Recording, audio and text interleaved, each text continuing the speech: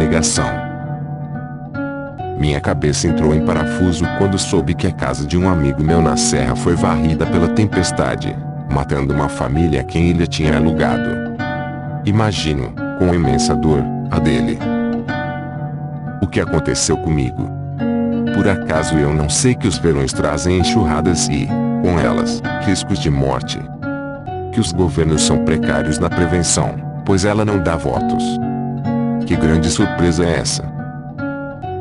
É o rompimento de um importante filtro para o bom funcionamento do nosso cérebro, uma coisa como um firewall de computador, um dos principais mecanismos de defesa que nos permitem viver e funcionar, chamado negação. Ai de nós se não houvesse a negação. Quer experimentar?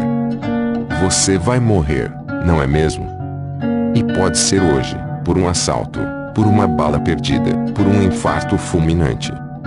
Aquela dorzinha na barriga. Pode bem ser câncer. Já palpou seu peito? Vai viajar? Para Paris? Se lembra daquele voo da Air France? Onde está seu filho agora? Tem certeza? Ele está dirigindo. E se o patrão estava sério hoje quando falou com você? Será que o debaixo da ponte não te espera amanhã? E que tal ser velho pobre? Seus filhos vão te pôr num asilo, num depósito de moribundos, jogado e babando numa cadeira dura, olhando uma televisão em preto e branco, enquanto ninguém troca o seu fraldão. Quem pode viver pensando nessas coisas? Nós não sairíamos de casa, blindada, no alto de uma colina, cheia de para-raios. É aí que entra o antivírus negação. Ele permite que nosso cérebro continue funcionando bem, sem travar. Não, minha filha dirige bem e é responsável. Ela pode ir à festa e voltar às 3 da manhã que não vai acontecer nada de mal. Ora, o transporte aéreo é o mais seguro que existe, muito mais que atravessar uma rua. Eu tenho feito bem o meu trabalho, e se o patrão estava sério, ele teria seus outros motivos. Ou, como nem poderia passar pela cabeça do meu amigo, nós já temos esse terreno há 70 anos, e ele nunca foi uma área de risco. Por que me preocupar agora? Nem poderia, nem passou. Ele, sem saber, estava usando um modulador da negação chamado probabilidade. Não há nada garantido nessa vida, exceto a morte e os impostos. Eu moro numa vila. Passam helicópteros por cima. Quem me garante que um dia desses? Ninguém, certo? Mas as probabilidades são pequenas de eu acordar, ou não, com um aparelho em cima do meu telhado. Por outro lado, se alguém for atravessar a rua fora da faixa de pedestres, com uma venda nos olhos, suas probabilidades de morrer atropelado são altas, mesmo que ele diga que Santa Caropita o protege e que nada vai lhe acontecer. Ele estará exagerando na negação e desconsiderando as probabilidades. Ou seja, ele estará prejudicado no seu software de bom funcionamento. Em outras palavras, o pobre coitado está com algum parafuso solto, meio pirado, ou andou bebendo água que passarinho não fuma, ou coisas que tais, capazes de provocar desarranjo no delicado equilíbrio que o nosso cérebro precisa para funcionar, avaliar a realidade e saber o quanto é necessário levá-la em conta e o quanto é necessário descartá-la.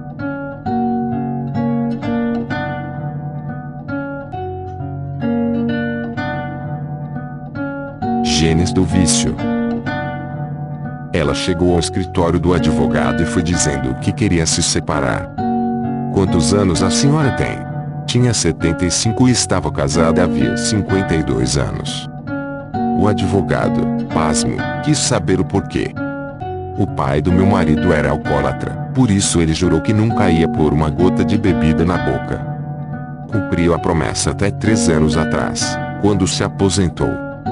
Os amigos cervejeiros disseram que agora ele podia, e ele começou a beber. Agora chega em casa de porra e me bate. Quero me separar. Essa história, verídica, é assustadora. O filho intuiu que tinha uma herança maldita, fez de tudo para que ela não atingisse, mas deu mole aos 47 do segundo tempo. E tomou um gol. Ouvi dizer, há tempos, que havia um gene para o alcoolismo, e não acreditei. Depois de conhecer essa história, fiquei embatucado. Anos de clínica mais tarde, entendi que o hereditário não era o alcoolismo, mas os vícios em geral.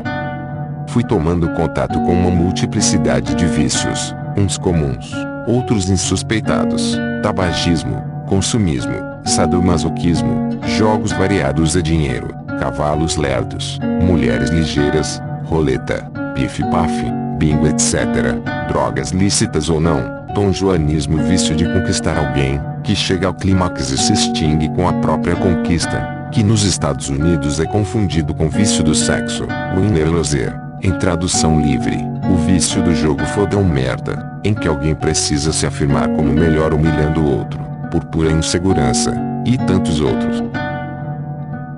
O que é vício?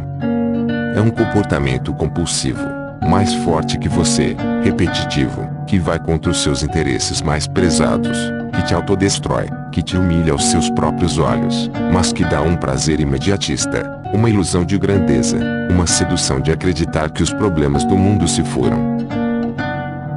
Ele pode ser tão genético quanto a depressão. A depressão é um mecanismo de defesa contra os horrores do mundo. Se o estresse é grande, o sistema entra em pane, e ficar debaixo das cobertas pode ser necessário. Aqui, um esclarecimento sobre o estresse, tão falado e tão mal compreendido. Ele é um longo estado de angústia provocado por uma ou mais das seguintes fontes. 1. Ameaças, de morte, de violência física ou moral, de se dar mal na vida, de parecer ridículo, de perder o amor das pessoas queridas, de perder a boa reputação. 2. Sentimento de culpa, causado por neurose, por ter se dado bem na vida enquanto sua família e seus pares ficaram para trás, por acreditar em pecados e guardá-los em segredo, por trazer crimes em sua consciência. 3. Sentimento de raiva contida, de impotência diante da injustiça, por medo do patrão, de pessoas poderosas, mães, cônjuges e outros. Aí pode entrar o vício como uma espécie de remédio. De fato, o alcoolismo é o remédio mais comum contra a depressão. É meio tragicômico, mas vários pacientes recusam antidepressivos, porque podem viciar, enquanto aceitam o álcool e a cocaína como remédios naturais com que aliviam suas dores. Não os recrimino. Eles viram seus pais caretas tomando Valium e não querem virar pessoas iguais a eles.